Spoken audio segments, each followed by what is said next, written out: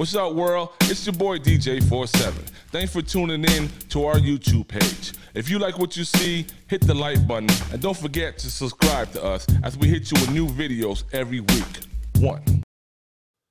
You are now listening to the sounds of KDPG Radio. Keep the party going. And it's another episode of that One Shot Deal podcast. I'm currently Miss Latina. I know this is a really challenging time. I do want to say there's two sides of it. Music don't lie. If it hits your heart and you start moving, Wi-Fi gets a good time. It has an impact in my life. The more you open up, the more you inspire people. Let's say you get trapped in a desert island, right? Which 3 albums are you taking with you? Ladies and gentlemen, once again, it's your boy DJ47, and it's another episode of the One Shot Deal podcast. And today we got a guest in the building, but before I introduce this guy, you know, I gotta tell you something. I'm a little upset with you today. You know what I'm saying? I mean, this man, he is superstar, right? So, your man called me early in the morning, talking about, yo, we gonna do this interview, right? You can come through around 1. I said, damn, I don't know if I can come by 1 and shit, maybe like 2:33, whatever. I made it at 1:30. This man over there talking about, I'm gotta shoot a video real quick. This man tell me nobody shoots the video real quick, especially if you want to get a good video real quick. So this man trying to do it all at once. And you know what? A little upset, but I'm also celebrate greatness because he says, I'm gonna do everything. I'm gonna shoot a video. I'm gonna do this interview, and I'm gonna smash this chick over here in the corner or whatever. Roll up this blunt. we supposed to shoot this interview at 1 a.m. 1 p.m. 1 p.m. Right, and now it's like 12:39 a.m. Closer to 1 a.m. But we've been working the whole time. You've been riding with me. Yeah. Listen, so man, this artist must be special enough for me to spend the whole day with him just to get this interview, ladies and gentlemen, all the way from New York. Give it up for my boy KC. Yeah, it's good. I'm in the building. K Chrys in the building. Shout out to the One Shot Deal podcast. You already fucking know. Yes, sir. Now, ladies and gentlemen, if you want to know how I first met him, he came out here with my cousin, my brother, my family, Mr. Cheeks. Man, y'all know that's LB fan for life. Facts. And L's.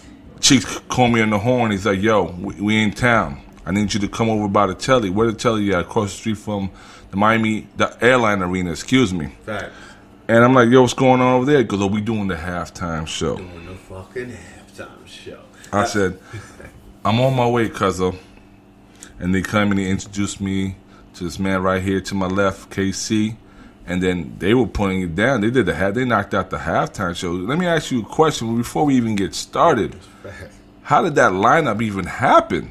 Yo, it's crazy. So it really happened just because, for one, Cheeks is my brother. You know, we've been riding LB fam all day. Yeah. And it was just a day. That was back in, 2018, right? That was like 2 years ago, it felt like. 17, 18. Nah, it had to be 18. It was 18. It was 18 because that was the year that Wade came back. Yeah, so that was the year that the Miami Heat was changing their jerseys. And they put the pink flavor on it. Yeah. And we had got notified that they was using lights, camera, action for the theme opening. Yeah, and promoting it and all that. And I'm sitting in Queens in Cheeks' crib, and he laughing and showing me like, yo, they you know, it's bing, bing, bing. You know, they using the shit, and I was like, yo, that's fire. Cause I'm like, yo, I said I'm gonna hit these niggas. And still, it's on my gram right now. Cause I was like, yo, I was like, word to everything. Cause I don't know nobody at the Miami Heat, but cause right now, like, you showing me this, and I'm about my business. I said I'm gonna make sure that we fucking do the halftime show, and we're gonna do this song and a new joint that me and him did together. Yeah, it's Freaks, right? Yeah, we did Freaks. Okay. So that shit was so. I literally just right after that, I literally just went online and just fucking started hitting everybody in the Miami Heat I was able to find. Within a few days, the vice president, Mike, the Miami Heat hit me back and was, you know, like my email. My email was just like, yo, y'all using it's real simple business. Like, y'all using lights, camera, action. You might as well have us come perform that live and do some new shit. Okay. Send the flights and, you know, pay for the joint. And they said, that sounds like a good idea. What date you want to come? Simple as that, right? And I'm like, Yeah. and I hit cousin like, Cheeks, yo, we really about to do that? He's like, what? Like, yeah. Here's the tickets. We out of here. Halftime show. You know, and it just was a great thing. And we've been making moves like that happen just back to back. You know, it's just fucking energy and grinding and not taking no for a fucking answer. And it's so crazy. It's like last time I saw, like, we in Miami right now, right? It's 2020, talking about COVID, but we out here right now. Last time I saw you, we was in the fucking American Airlines Arena on the floor. On the floor. On the floor. Not Backstage. not laying down on the floor. Nah. Floor seats. Floor seats backstage. We fucking had our own locker room next to the fucking Heat. No, everything. No, it was not next to the Heat. It was next to the opponents. I think it was Houston. You're right. It was right. It was the fucking opponents. Yeah. But it wasn't the back there. We was in the locker room. They were feeding us. They gave us food. The vice president of the team came in, gave me paperwork, gave us like this was like 1,000% legit, and it was just amazing that God allows that shit to happen, like what you just grinded. That's what it is. I always gotta give it to him because I can't just make it all happen. You know, I do what I love, and guys, and you know, so even like my brother Cheeks, man, we've been doing this shit for a minute, man. Like, and since we did that, we've done things so much bigger than that, the same exact way. Cause he's like, yo, cousin, I want to do this, and I'm like, I don't know him, but I'm that nigga that's I'm gonna know him in 3 days. So basically, you're the one who made that plug. You plugged it in. I'm the one that made that plug. That's what's up. And I make a lot of plugs happen because I like to see shit happen, man. Especially when it's with my team and my family. And, you know, we all got to eat and shine. And this is what we do. Like, you know, Cheeks, man. Music is what he do. And sweat and tears. Like, that's who he is. So, like, always got to make sure I hold him down and do what we do. That's what's up. I can tell you, personally, that was experience, you know. That shit was crazy. I was grimy. I was the one acting like I never ate. I was like, y'all, you ain't gonna eat that? You know, let me stuff this in the bag right here. I ain't leaving without the food and shit like that. Because you in Miami, like for you like shit. We in the fucking halftime show with, you know, like we here. This is, you know, it ain't no team bigger than the Heat in your city. That's it. And the crazy thing about it is, I used to work for the Miami Heat. I was the usher, and that's the one I started admiring. Everybody who has a job, not just the players, not just the coaches. I'm talking about the people who handle the lights. I'm talking about the people like myself who was the usher. People like the cleanup crew went on like that because everyone plays a position to make sure this billion-dollar company is running smoothly, you know. And I started respecting everybody and their job title and all. That's a fact. Everybody is essential, man. That's why I tell that's what basketball even represents, man. Teamwork. You know, Jordan and everybody, LeBron can't do it on their own. They gotta pass the ball. Yeah. You know what I mean? And I'm the nigga that like on Cheeks on the team, like pass me the ball and I'm gonna shoot. Yeah. We're gonna fucking score. Hitting threes all day. All day. They like this nigga's on Curry with the deals. Whoops. I got my company is called Home Run Hitters, and that's all we do is hit home run hitters. I like that. You know what I'm saying? My whole team is home run hitters. All we do is knock them out the park and all, yo. All day. But with you, let's get back to you, man. I want to know where. Let's take it back to the beginning where it all starts, man. I was born by the river. You know what I'm saying? like where did this music? I mean, how?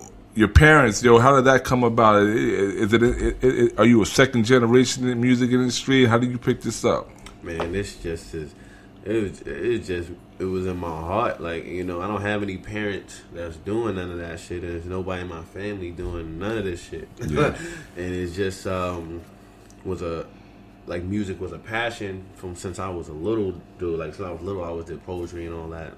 And I was always a good writer. Like, I was a writer so good, like, naturally, like, when I went into like school, like I always was put in like top level like honor programs. Like when I went to LIU, Brooklyn, I just was like, all right, fuck it, I gotta go to college. Cause actually I caught a charge, I had to stay in the city, and it was like, all right, I'm just going to college. I applied to this one college. They was like, yo, you did so good on the English part, we gotta put you in honors. I'm like, yo, shout out to the smart motherfuckers out there, yo. Real shit. And that was LIU Brooklyn, right? Of course, you're from juniors, and I'm like, Like, I don't want to go to honors. I was never that nigga. Like, I'm like, I'm going to honors. I'm smart, but I'm not trying to do that. But they was like, yo, that shit come with like a 2-week retreat starting. I'm like, oh, word. I'm like, all right, let's do that. Go. Doing that smart shit. And then I left that shit, went to NYU. I had fucking Steve Stout as a professor, and I was studying, just doing my music shit. I was actually, whoa! This guy's so cool. He just like, I had Steve Styles as my professor. But anyway, that was it. Wait, you had Steve Styles as your professor? Yeah, he was my professor at NYU. He actually, he has a book called Tannin of America that he released while he did our class. He had a class. It was called Tannin of USA, and under the NYU Tisch school, inside of and. Clive Davis has something called the Clive Davis Institute within NYU, and that's how he was able to offer that class. Okay. And I took it as an elective, and Steve Stout was my professor for 2.5, 3 months. You know, he graded my final. He was, you know, he showed up to class every day, pulling up in the Maybach with his little assistant running behind him. It was a real inspirational thing, being like one of 3 black people in like a class of 40 or something like that. That was like, you know, you can't get in the class with Steve Stout now. Like that was something that happened then. You're right there and then. And what year was that? Man, that was at least probably 2011. 11. That was some years back. That was or 12. Like that was. I've been doing this for a minute, you know. Yeah. But your foundation will never go nowhere. You know, I definitely agree with that. And if Steve see me to this day, he remember me because it was so crazy. Because like you got the fly braids. What's so popping is I had braids when I went my first day. I had braids, period. Yeah. But after my first day in class, like Steve was giving a speech that was mad powerful. He just was talking about business, and that was for me. That everybody could do their shit their own way. But at that time, I was already doing big business with my braids. I didn't give a fuck. And my thing was I wanted to do it with the braids. I'm like, yo, I want to do it with the braids. Fuck everything. But he just was talking about some shit that just for some reason it just made me like I had came back in with a full season. Like I had just cut my shit off. Like, yo, I don't even want you to look at me as even a little bit of a nigga when it comes to this business shit because they already look at us like that. So that's what I had dead ass did that shit.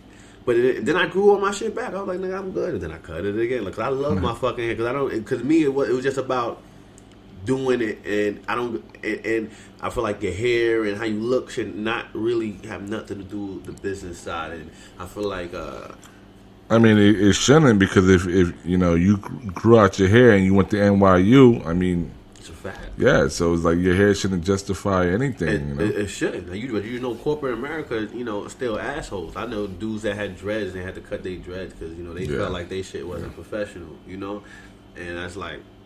You know, so I just never wanted any blockade for what I was doing at that moment, and it just, you know, he had changed my like mentality at a moment, and I'll forever like take some of those skills and go forward with it. And so crazy. So when I had him as a professor, I was actually managing like a lot of reality stars, like the Bad Girls Club. We had, you know, VH1 Real Chance of Love and all that other shit. Like I used to really, like I was really managing. Like I just always kept my hands in a pot. So you're like, damn, when the fuck did this shit started? It started. Well, that's a question in the pot. It happened. So in LIU, this was like 2006.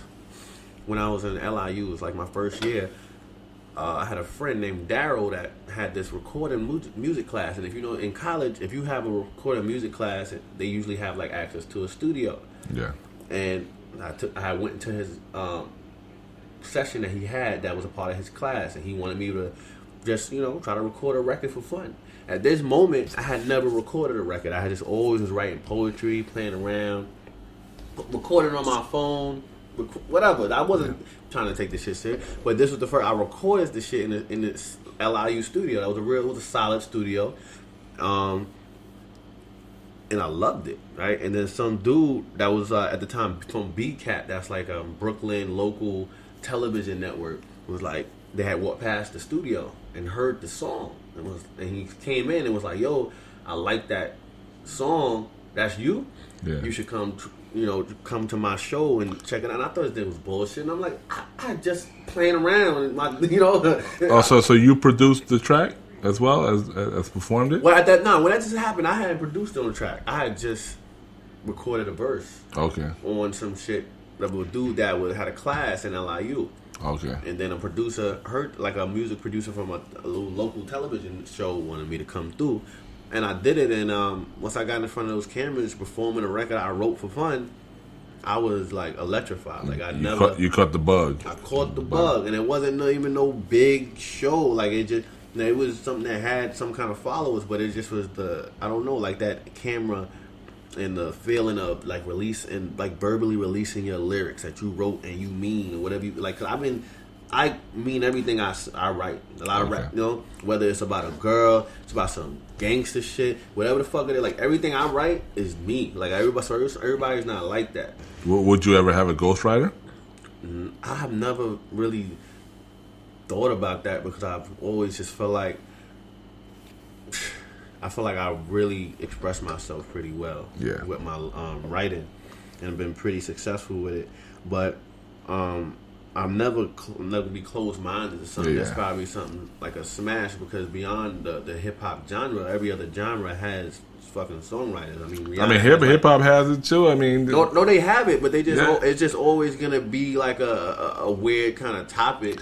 It is because the hip hop, you know, was that rap thing is something that's supposed to be from that person. Yeah, you're supposed to be lyrical. I completely understand. I understand that, you know, and that's how we grew up. But if you really look at the history of it, from day one, people have been writing lyrics for each other. I'm not condoning it, but it is part of the business of the music business and all, you know? That's a fact. That's a fucking So fact. I'm not telling you, yo, you should have a ghostwriter. I was just asking, would you, or would you, would you be opposed to it? Of course, no. That's what I'm saying. Like, I look at this as the music business. Like, I've never had to have a ghostwriter. I've been able to express myself. But if somebody was to, come with some smash shit, just like people come to Rihanna and come to Drake, and they all got, it's like 12 writers on each one of their records. Like, if somebody come and bring me a banger like that, I might fuck with it. But I haven't, had that. Hey, the way I also look at it though, it's like I wouldn't have anyone write all my shit, but it's like, say I'm doing music and then you came up to me with a song. Mm-hmm. If I got the biggest record right now, and I say, okay, I'll do your record because you're the songwriter. Mm-hmm. So now we eating off that one record. Mm-hmm. I always tell people with the whole Jay-Z situation, when he be biting Biggie's lyrics, business sense. If you say or sample anything from an artist, you got to get it cleared, right? It's a fact. So when he's saying, when the ladies in the system, ain't no telling what I diss them, that's what I be telling them, I'm a pimp by blood. That's a Biggie lyric that he had to go get cleared. No, so that's the technicality, right? So that's why people will be feeling some kind of way. So when you use samples and they use the actual voice, you have to clear it. When you use the lyrics and you re-sing it with a new voice, you technically don't have to clear it. That's why Kanye West had his problem and got sued. The shit got sued OD, and he, when you look at like a record, fucking Gold Digger, right? Yeah. He sampled. He wanted initially when he did that record, he sampled Ray Charles, but he said, "Why sample Ray Charles when I could have Jamie Foxx re-sing it?" Yeah. The Ray Charles estate tried to come at this nigga hard, but they wound up losing. But he still paid them something, but they didn't get what they would have got if he actually sampled it. Okay. There was some real smart, sneaky shit that I feel like the industry does. Yeah, because when you use somebody's shit, they should have to fucking pay it and clear it. Yeah, but when it comes down to the, you still have to give them that credit as the writer because you didn't write those lyrics. That's a fact. You should. And that was the whole point that I was making with the Jay-Z. I believe he said rehearsed Biggie's lyrics because now he had to go cut his mom a check or his kids a check. Mm-hmm. So now Biggie's kids is eating off Give It To Me records and any record that was. That's what I was getting at that, because at the end of the day, if I wrote a song and you wrote just 2 or 3 bars over that, I have to give you credit for that because you're a co-writer for the song, even if it was just 1 or 2 things. But it's so funny. That's the funny thing about rap is that people always use people's bars, and I promise you, I've seen the paperwork. Like a lot of people is not given the credit for using 1 and 2 bars for people, and then not being ran down by the label for it. Oh wow, I didn't know that. You'd be surprised. Like it's up to you as your team to chase down all of those legal disputes. People don't it's not gonna just happen automatically for you. And the crazy thing about it is, that sampling copyrights is not that old. Nah. Books that I've read that copyrights just came along maybe like 40, 50, maybe even 60 years ago. Yeah, and they still adjusting things because that shit is still outdated. Yeah. People be waiting for the death of people and 20 years after they death and just try to grab their shit. And legally they could in some aspects. There's all kind of little small shit that say, like 20 or 30 years after they death. It was 100 years, but I believe they did chop it down. Now they've changed it. They've changed a lot of shit. Yeah. So that's what it's just. I just feel like. Once it's yours, it should be yours. Nobody should be able to use your shit unless they pay for it. But they just get the rights, Yeah. Just license it and keep it moving. But that's the business side of the thing. That's a huge part of how I even got to where I was going because I was just always interested in the business. I was doing the management. That's why even with Cheeks, I had started off like officially as his manager, like on paper, like signed contracts for several years. Yeah, and that's how like was going to Africa and. The matchup we just did fucking wilding out with Nick Cannon this year. Right? Like, yeah, we. Damn. I've been fucking having niggas moving. You feel me? This time last year, me and Cheeks was on flyers on the wall in Germany, standing in Berlin, looking at us on the wall, dog. Like we've been doing this for years, and I just make this shit happen, and I don't take no for no fucking answer. And that's why we here with the one shot deal, motherfuckers. Gotta plug it in. Yes, sir.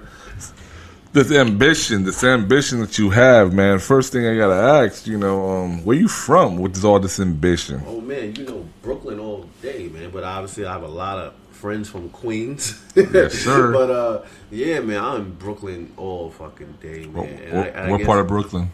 Born in Bed-Stuy, raised in East New York. So I was born, that's where Biggie and Jay-Z from, and Biggie, East New York is Jay-Z, where Uncle Murder's from. So Mike Tyson, just Michael Jordan. Yeah, Brooklyn is home. A lot of greatness.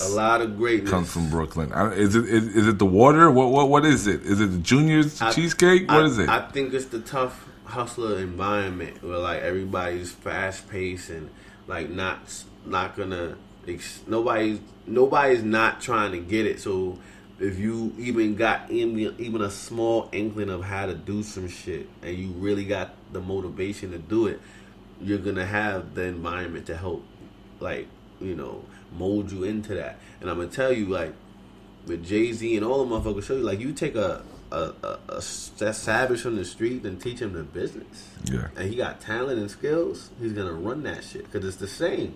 Well, yeah, Jay-Z even said it. He says, I sold cokes and I could sell a couple of CDs. I could sell water to a well. Yeah, I'm not a businessman. I'm a business man. You feel me? Like, yeah, Jay-Z been trying to tell motherfuckers, and I've been, honestly, I've been in my own way. I've been like moving kind of like how Jay moved, but doing it different because Jay, Jay. Nobody's it's never gonna be another Jay. But Jay, did all his music, and then like after many years of like massive success, he started managing people. Yeah. Me, I started doing my music and immediately started managing $1 million celebrities, like while doing my shit while I'm still rising. You feel me? Like, what's up? You looking for a new client? Yo, what's up? Yeah, I'm always looking for a manager. Well, I will manage the one shot deal. Let's go. Nah, but you fam, man. You fucking fam, man. You get all the plugs, and I got you. I won't even charge you the 20%. You my guy. Nah, but yeah, man. It's not easy though, but I love doing this shit. Like, everybody can't handle the music and the business. People always talk about that. Like, it's two different aspects. I was gonna ask you, like, how do you feel about Brooklyn right now? But I was just gonna say before you get into that, I feel you because I know when I was working hard with with Cheeks and he brought all his peoples down from New York. I remember clearly just sitting in his living room, and I just looked. Artist. I said, where is the manager? Where is the agent? Where is this? That's the day I woke up and said, let me study the behind the scenes and understand that. So maybe I can help out with the behind the scenes and make sure Cheeks is right. And then, if Cheeks is right, then I'm right. You know what I'm saying? Mm-hmm. And, that's the day I learned, and I fell in love with the behind the scenes and learned that aspect of it. It's really good. So I just want to throw that out there. Yeah, the behind the scenes shit is really the wave for me. I really love that. I love the calls and the emails and the contracts and just the deals and the network. Like, there's so many things to it that some people can't handle. Yeah. I know like some artists don't want to do shit but get paid, show up, and just leave. They don't want to talk to nobody. They're not trying to build no network. They're not trying to handle no contract. Like, I love that shit. Yeah, meeting new people. Sealing the deals, being the point of contact and making it happen. Yes, sir. Yeah, that's a whole different, level. In addition to doing what you love, because I love music. I'm gonna do that shit forever. It's a blessing to be able to write a record and fucking go on TV with my brother Cheeks and we performing that shit. Like nigga, did I really write that and we doing it? Like, yeah, I said that in one of my lyrics that I wrote. I was like, man, like I'm selling. Well, it was a dream, I'm selling out crowds, and all it took was a pen and a paper, and I created all this, That's a fact. That's where it starts. And you're super official from the day I met you. Like, I remember we was at American Airlines Arena, dude brought a whole studio to the goddamn room. It's a fact. You know what I'm saying? Yeah, like, it's just straight facts. Like, you can ready to work, always ready to work, man. You never know. You always gotta be. We could have been in there, and Dwayne Wade could have just stopped by. Boom, Dwayne, let me get a drop. Boom. You never know. You never know what's gonna happen, yo. That's a fact. You never know what's gonna happen, but you was prepared for every goddamn thing. You can't talk it and not live it. Actually, matter of fact, it wasn't in no room. He actually brought the studio to the locker room of the fucking American Airlines Arena what we had. Like, that's where it was. I remember because I was standing up. Yeah, you need to change. You had the whole joint. Yeah, you need to change a little piece before you went to perform. Yeah, I remember that. That shit was really like official. Like, I really. I'll never forget that night. That was a real epic night, man. Yeah. And everybody, then that back to teamwork, man. Like, everybody a part of the team is essential. Even like today, you rock with me today. You showed the music video. Like, everybody's essential, down to the videographer, down to his mans and the plug and the guy with his car and the girl and you. And, like, every piece is what makes that team. And some people think they the fucking man. I tell people, I don't give a fuck what I do. I'm still me, and I fuck with everybody that's on some real shit. And that's how my shit prosper. I see niggas that do one little baby thing, and they like, nah, all mine, I ain't give you no plug. Like, nigga, you ain't shit. And with my ADHD, I couldn't just sit around and do nothing. So I found a job for myself. I was able to do the behind the scenes and like that. So I got the video. I'm gonna send you. I'm gonna shoot you the videos of that. I said I had to be part of something, man. Yeah, send me that. That's what's up. But yeah, like, before we move on, I want Brooklyn. How do you feel about the new Brooklyn that's out here? Man, talking about as far as the rap. No, look. I went over there to do a documentary because I'm from New York, so I wanted to get a piece of New York in me. And we went to Brownsville, and Brownsville ain't Brownsville anymore. What's that? What did you see when you went over there? It was like gentrified and like that. It was like, I remember back in the days when I used to live in Brooklyn. I mean, in New York, period. Brownsville, you didn't want to go out there if you didn't know where you were going. Now it's like, they looking at me like, what the fuck you doing around here? Like, I don't belong here. Nah, so I'm going to tell you, what happened is when that Barclays Center went up in Brooklyn, that made the value of, like, everybody's house in Brooklyn go up, period. Like, because it's the only other arena. And I only know that because I have family members that had a house that was, like, shit, only $300,000. When that Barclays Center went there a few years later, right now that shit is worth, like, $510,000 just because of the Barclays Center. And they're not even near the Barclays Center. They just in Brooklyn. so I already. And then so when you do that, you already know the white people and everybody run every fucking way. Yeah, they gentrified the fuck out of Brooklyn. Bed-Stuy, like everywhere. East, every hood that you know from 15 years ago that was just all like the hood. Yeah, they everywhere now. And I know because I know Harlem ain't Harlem. Harlem hasn't been Harlem for a long time, but you still make the wrong turns and you niggas busting guns out there. Like it ain't changed at night. It's just that you said they gentrified it and they moving in and changing the neighborhood. But honestly, they trying to, you know, make it better. Yeah, I'm not condoning like, damn, I missed the gunshots and all. I'm not condoning that. You missed the gun smoke in the morning. I feel you. What were you doing before music? Shit, before music, I just was. I don't know. I always did fucking music, and I feel like before music, I just was a fucking college student or something. It was so crazy. Is before I started managing celebrities and doing music when I was 18. I was 17. I was a fucking assistant manager at Domino's. So I had got hired. Oh yeah. Yeah, that's so crazy. I went from managing fucking pieces to managing celebrities and stars and deals and myself. Well, is there any different? Nah, it's just managing money and responsibility. That anything. That's all it is. It's like, okay, these are the tasks. Yeah. These are the things you have to consistently do, and you have to keep it at this percentage. Like, and that's anything you do, and then, you know, gain profit and, you know, minimize losses. And it's just it's the same thing, and anything is just a different thing. Like, just you selling pizza, just you selling records. Like, this is cheese and this is a fucking CD. You feel me? Like, I gotta sell this for that. Like, it's just everything is the same process, just different. Yeah, I feel you. So as a manager, you know, you got to manage things and be somewhat creative, right? A manager got to be a little bit creative. You know, man, some managers are stiff as shit. I say a good manager, like I'm creative, but most managers are just suit motherfuckers that know how to get the deals done. You know.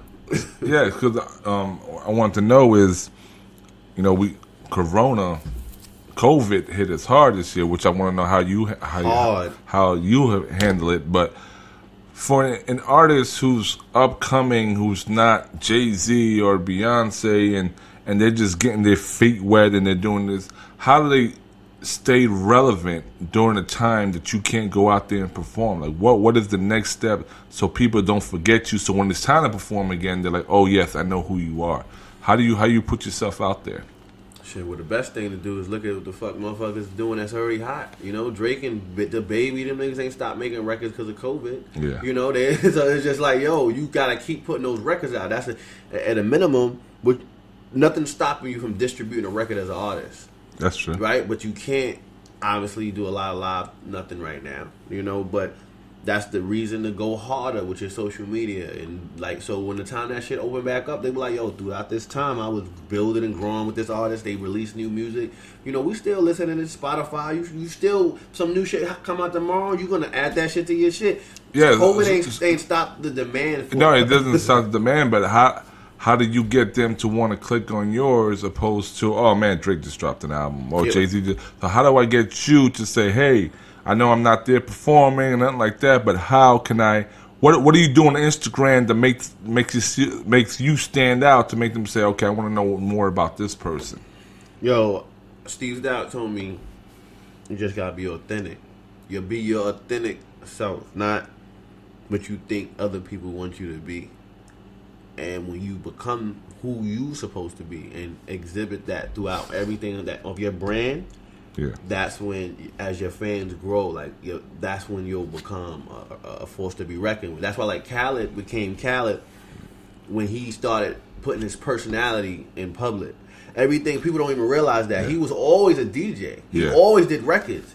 But once he put his personality out on social media, he became DJ Khaled, doing Geico commercials and shit. Like, that would have never happened if he didn't put himself out there. So, and trust me, that's the biggest thing that's a lot of people are afraid of, because your personality is a whole other side of you. Yes, sir. And when the fans get that, you know, it's priceless. You know, and so that's what I would just tell a new artist, until you know, got a whole bunch of fans that already love you and know who you are, you know your personality, like, you gotta put that shit out there in addition to some fly ass music, and no half ass music, some hard ass shit. You know, like, you got some fly shit, you got videos, you got the one shot deal, but you got fucking fly ass fucking videos and records and shit. And you know, you just gotta fucking keep hustling. Like, people don't know. Like, you do your shit top level, you don't play with it. So you go and do some shit that's whack and crazy, and you expect those whack ass results. But you got some fire shit, and you keep doing it, man. Well, I always like to tell people, just sometimes just throw it out there. Like, I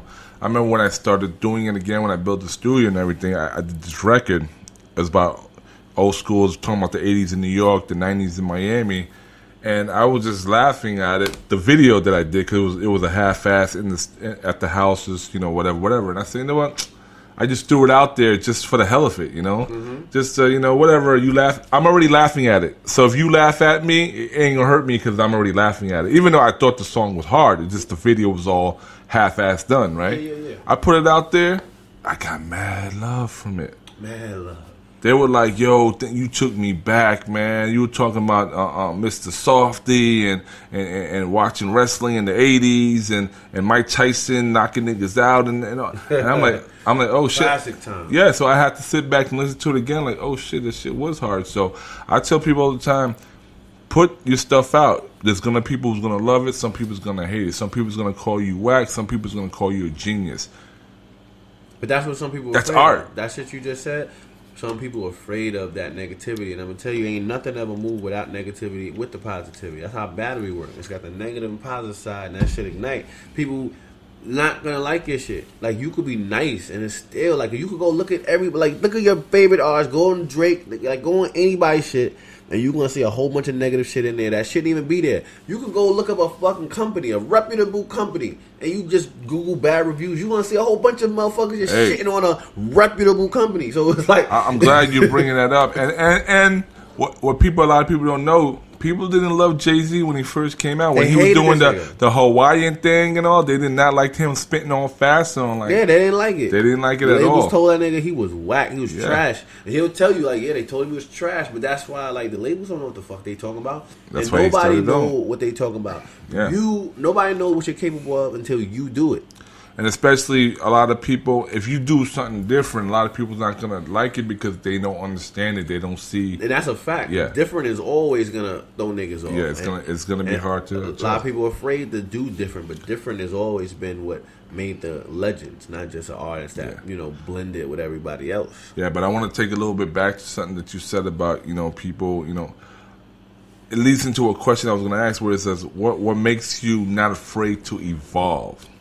Because for one, I feel like I could never be where I was last year or last week. Yeah. We have to evolve as a species. Sir. No matter what you are. You a dog, cat, like every fucking year, you better be better than last year. Yes. So if I feel like in my life, I always try to evolve and be better.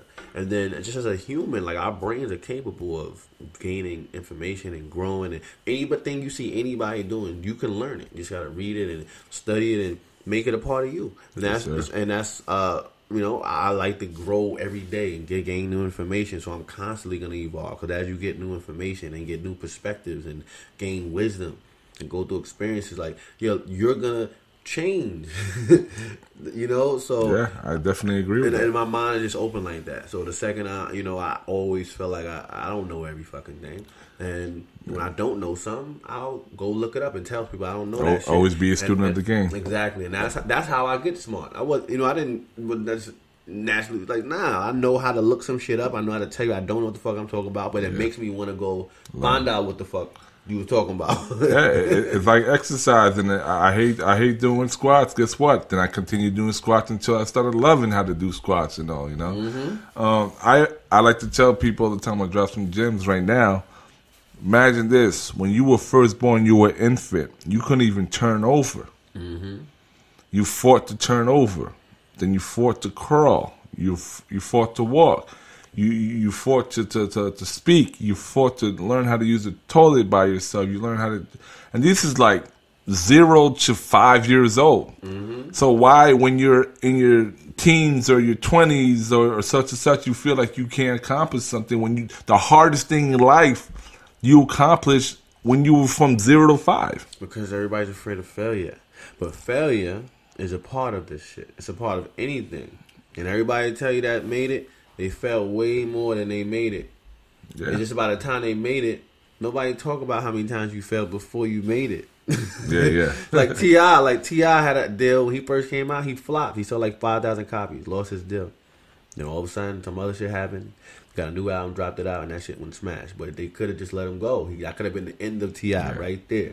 You feel me? Like, a lot of people don't know. It ain't always gonna go out the gate and be hot cakes. Yeah. I remember T.I. actually had a video. I remember that when the beginning of the video, he's in the trailer, and the girl's interviewing him. He goes, "Oh, how does it feel to succeed in like just out of nowhere you just bust?" And he's like, "Oh, word? That's what you think? You think that it was an overnight success? Okay, that's what you think."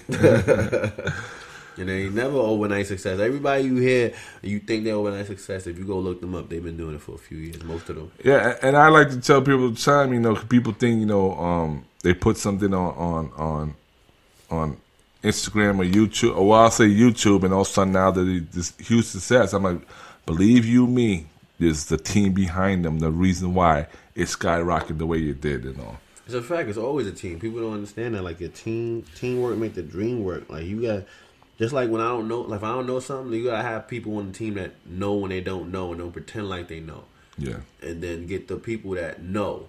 Yeah, it's I forgot which success billionaire said that. He was like, hire people who's smarter than you, and what he means by that is like, why would you hire someone who didn't know how to do a website and you know how to do it better than them? I'm hiring you to do the website. I'm hiring you to make the beats because I'm writing the lyrics and all. And if I can do everything, why am I hiring you? Exactly.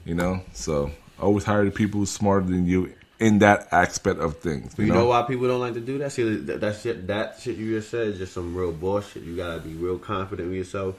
And I'm just like myself, I'm willing to always go into a room that people that's way smarter than me. But a lot of motherfuckers like to be the head honcho in a circle, so they don't never bring nobody in a circle that's smarter than them. Yeah. They like, You ever read the 48 Laws of Power? I didn't get to read it, but I always hear this shit. If you do, that's the first chapter right there. The whole the king. They always say, you got the king, and you may have, like, say I'm the king, and you have all the ideas. Mm-hmm. Your job is to make it seem like the ideas are coming from me. Mm-hmm. Because once they start feeling the fact that you're the one with all that, everyone praises you, and the king gets jealous, then boom, off with your head. It's a fact. Yeah, so. That's because everybody feel threatened, man. Yeah, like exactly. Yeah. And everybody... No, nobody's spot is permanent, and the reason nobody's spot is permanent because we humans on Earth, and our time is all limited. Yeah. And when we go, the world don't stop. Shit keep moving, no matter who you are. That's what 2020 showed us. Whether it's Kobe Bryant or it's 250,000 people in this country, the world's gonna keep going every day. Yeah, so you have to just live your life to the fullest, and I feel like you should do what you want to do. And and there's someone always trying to take your spot. Exactly. That's why you should just go for it, because somebody gonna want. No matter where you at, somebody wants your spot. You could be at a little spot. You could have a little job at McDonald's, and some nigga that wants your job at McDonald's. Yes, Real shit. Like everything you have is somebody that is gonna want it.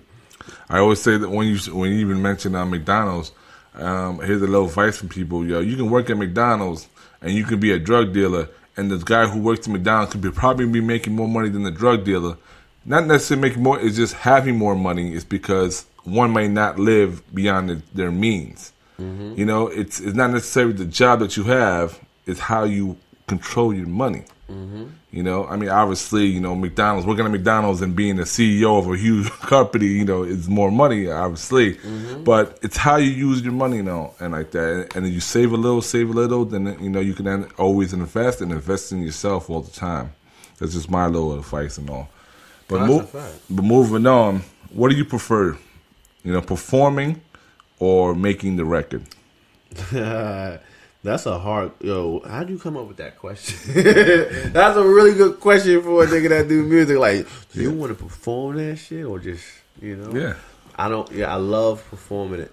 But I do love the process of putting the record together. Is amazing. So if you had to choose one, which one would you go with?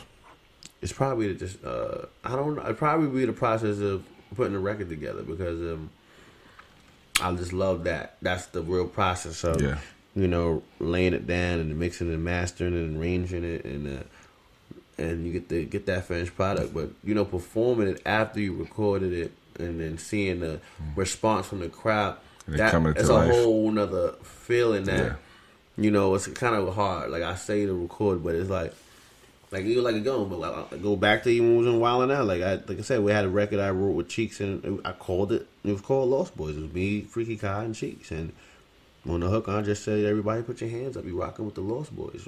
And you know that as good as that record was cool when we in the studio. Me and Cheeks and Kai smoking weed. The record felt amazing. But once we went on stages in Germany and we was at VH1 and you see the audience, like I'm saying, everybody put your L's up, you rocking with the Lost Boys, and then like everybody got their L's up.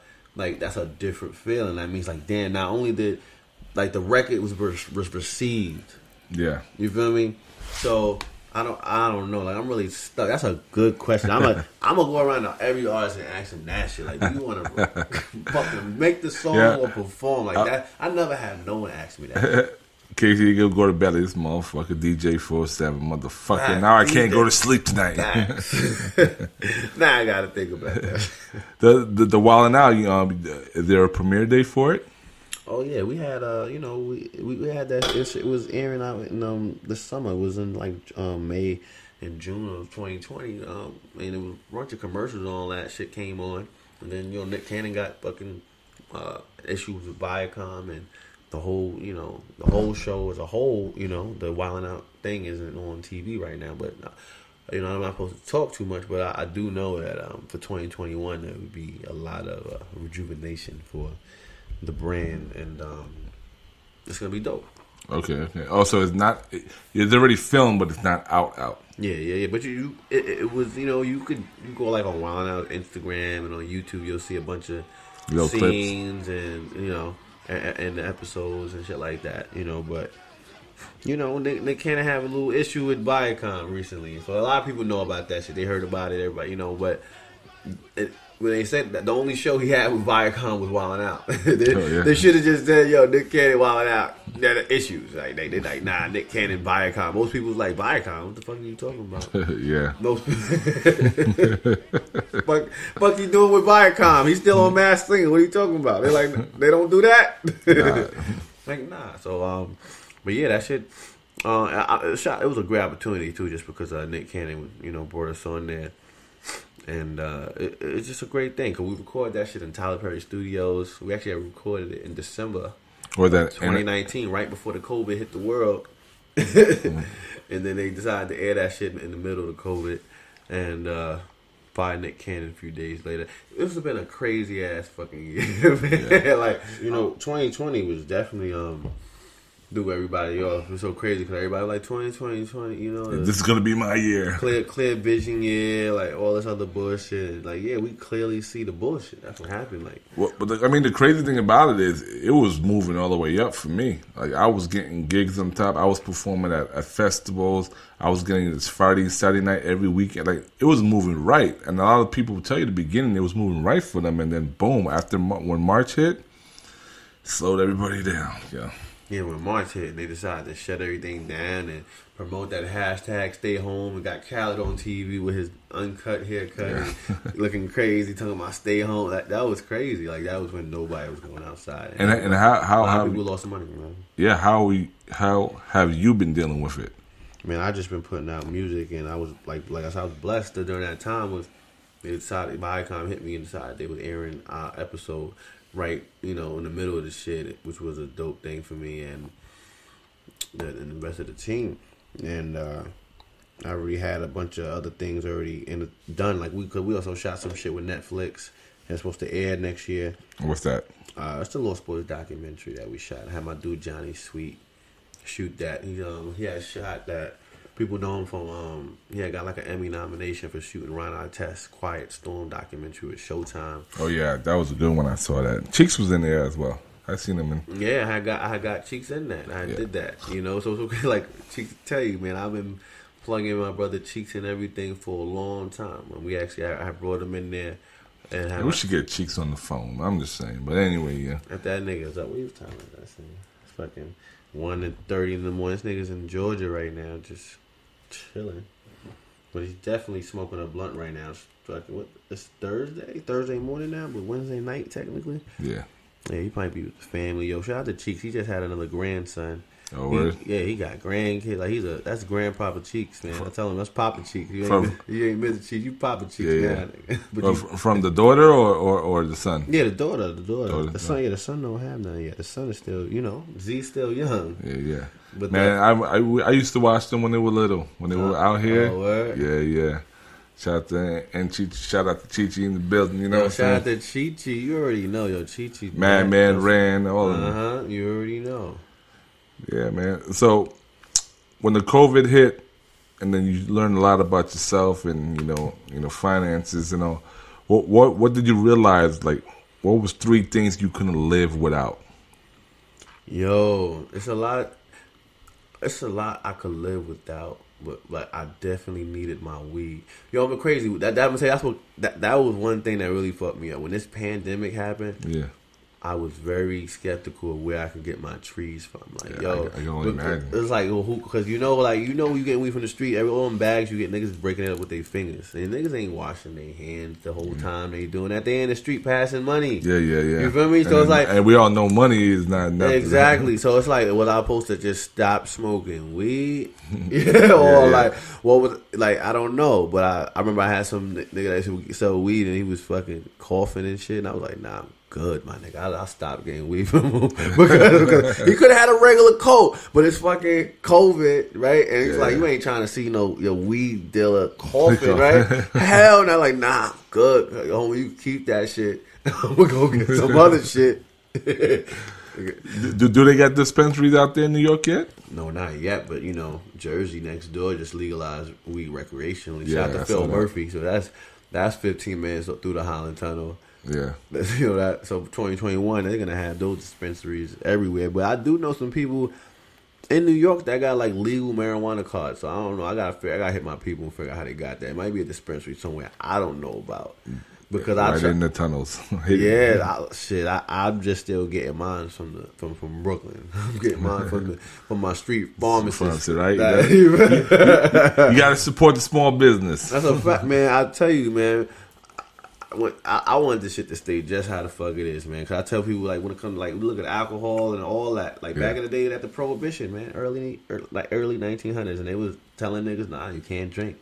No liquor. They caught you with liquor, they was locking niggas the fuck up, right? But as soon as they found out how to tax that shit, all of a sudden now it's everywhere. I'm talking about, like, so everywhere that when COVID was locked down, they never closed a liquor store. That became the most essential business during fucking Corona. Like, people don't even realize that shit. How the fuck you closing churches but the liquor store still 20 open. Like, what? Damn, I didn't even think people about didn't even that. realize that shit. I didn't realize that. I'm just trying to figure out how it's essential. Like, you know, over out here, even the mayor out here was even fighting for the strip clubs to stay open. And that's the nastiest place during COVID. You know, so crazy. Like, I'm not a strip club dude just because I'm not into having bitches fake love me for me to pay their rent. You feel me? Like, well, out here in Miami, we really look at it at the bar opposed to at being naked girls on you and all. Exactly. There's a bar that people go out and hang out with and all like. That's a fact, and it's great scenery. You know, Miami is a different thing out here, but different vibe. Yeah, the vibe out here is real crazy. So you already know, like, we all day just different. Well, what's the pros and cons in the music business? Shit, the pros are bitches like you. Cons are the music don't fucking pay enough, and everybody fucking pirate. You know, piracy is crazy online. Niggas could download your shit on YouTube. Now, nigga, I can give you an app right now. Anything on YouTube, nigga, just turn to an MP3 in 5 seconds. So it's like, look, as an artist, niggas like you. But you make like, damn, how am I supposed to promote my shit if every way I can put it out, niggas can grab it and pull it and do all kind of shit. So what you saying that, would you believe that the mystique, the magic of the music is gone? I wouldn't say it's gone. I just feel like a lot of the main things that made music exciting are gone. Like, Right now, music sounds crazy and repetitively fucked up because they just following online trends and going, oh, that shit number 3 on YouTube. Let's give him a deal. Oh, let's nigga like, nah, nigga. We always had niggas that was hot on YouTube. We ain't take them serious. When fucking William Hong like, she bang. We didn't put that on the radio, my nigga. Yeah, you feel me? But that he sold like 1 million records doing she bang. Yeah, the guy from American Idol. We doing fucking Ricky Martin shit. Yeah. But you know nobody. But now and doing it horrible and it sells. Yeah, but if he did that shit now, he would be like on Atlantic Records with Cardi B. Because that's what the industry's doing right now. Yeah. And we don't have nothing to really combat the shit. They got rid of everything. They used to regulate what was mainstream hot. They had like, I was talking about like TRL and fucking 106 in Park. They used to say, oh, these are the top 10 videos. Yeah. Now they just like whatever's on the fucking internet. That's crazy. That's a whole different, that's no standard no more. Because some of these artists wouldn't make it to top 10 because they're not going to beat all of these other guys. But once you take that standard away and just say, you know what? We as the label are just going to run with the trends. We get what we got now. Yeah, nah, definitely for you. I mean, to me, I think the pros and cons in it is, that there's a whole lot of garbage out there because it's not hard to put your music out there. I remember, like, I have a publishing deal with ASCAP and a writer's deal. And I know when I got it, they had to check my history, make sure I did this tour, make sure I did these things before they accepted me. Now you just pay $50, you're an ASCAP.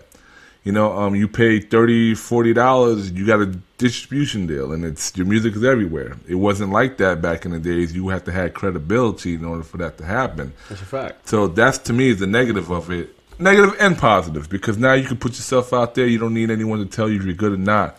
But to me, the positive is you have Apple Music, and you can type in the type of genre of music that you want to hear, and it's there. Like, I believe AZ he won a Grammy. Well, he was at least nominated for a Grammy not too long ago. I'm talking about AZ, a 90s rapper. Someone like Mr. Cheeks that people don't really hear from. It's not where Drake is, but if you like that type of music, you go there, search, I want to hear old school 90s music, and boom, Cheeks could pop up, and some of his new music might pop up and all. So it gives a chance for people to listen to their type of music and not let the radio station dictate what's good music and what's bad music. So to me, that's the positive of it. And you know, that's a fact. But you know, so crazy, the radio station don't dictate nothing. The radio station every radio station got the same repetitive playlist that they get from the program directors. Exactly. And the labels to just keep playing this shit. And it's not actually the hottest shit. It's just what's being financed and pushed through the labels. Because you know, it's a business, man. Every station, there's concerts in every city, and every label has deals with all of these stations. And they do barters. Yeah. Like, listen, you wash this hand, I wash the other fucking hand. And that's just how the industry, that's how life works. Yeah. Period. You know, and that was another thing Steve Stout taught me. I hate to go back to this nigga, but I remember he always was like, if you want to be a real businessman, when you meet somebody you want to do business with, don't ask what the fuck they could do for you. Ask what you could do for them. Yeah. And if you can do that in every aspect, in like every situation, you'll always come out on top because that's how you approach a situation. You don't think about, what you could do for me. It's like, yo, we can help each other. And that's why we would do business, not because I can bring you up. Hey, perfect example, man. It's a lot easier to get someone to come on my podcast so I can interview you and talk about you, and it's all about you, than to get them to say, yo, man, can I perform at your club? It's a lot easier when you ask them, what can I do for you, you know? I mean, that's the nature of the game. It's a fact. And then once you brought people on your podcast, right, and you ask them some shit, they be already inclined to do it. Yeah. Because you already did some shit for them first, right? And that's just how you handle shit anyway. Just because it's... Khaled, I was listening to the Drink Champs episode with Khaled, and that's basically what he was saying. He was like, you know, he was giving away beats for free. I mean, I've done so much shit for free because it's gonna come full circle. It's karma. Yeah. And if you really love it and you fuck with niggas, it's really gonna work for you. It's like, you can't be in this industry where you actually money hungry hard, like all the way.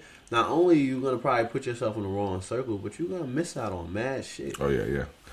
My biggest thing, say yes to everything. Morally correct. You say yes to everything morally. No. Yeah, you know, you can't just say yes to everything. Fucked up shit. But you say yes to everything, you know. Do you prefer independent or major label? I really do like independent. Sorry, now I'm signed to 1 RPM. That's an independent label that allows me to have my full creative freedom. And I know a lot of people that signed on big major labels and people that were signed and lost their deals because they, damn near like label slaves. You can't do nothing. Like once you sign if you don't sign a very smart label deal and make them make you priority, you can just sit on that fucking shelf. And if you go jump into a big label that got Big Sean or fucking like anybody big like that, you're competing against that motherfucker. And that's how long you could possibly sit on the fucking shelf. Like you'd be better off going into a label that don't got a star.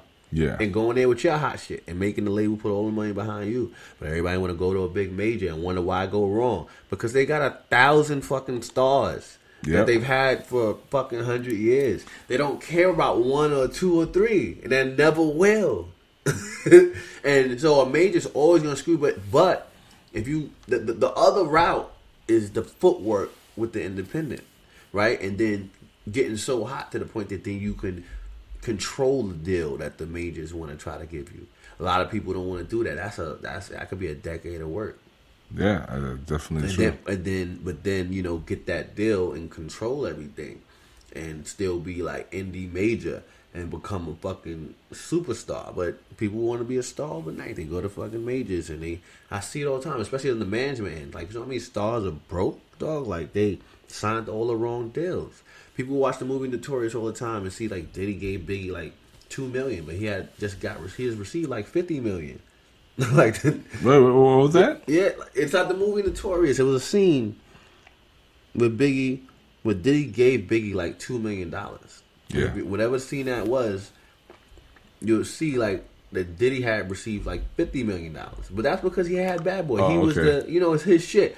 But a lot of people don't understand, like the people handling the business always a lot of times could get like a huge chunk of what's going on depending on how they doing it. And I'm not talking about just a manager, just someone that's doing the business. A manager is it's a good title. It's a limited kind of title when you're talking about what you're really trying to do. Because what I do is way beyond that. That's just a standard title that I had.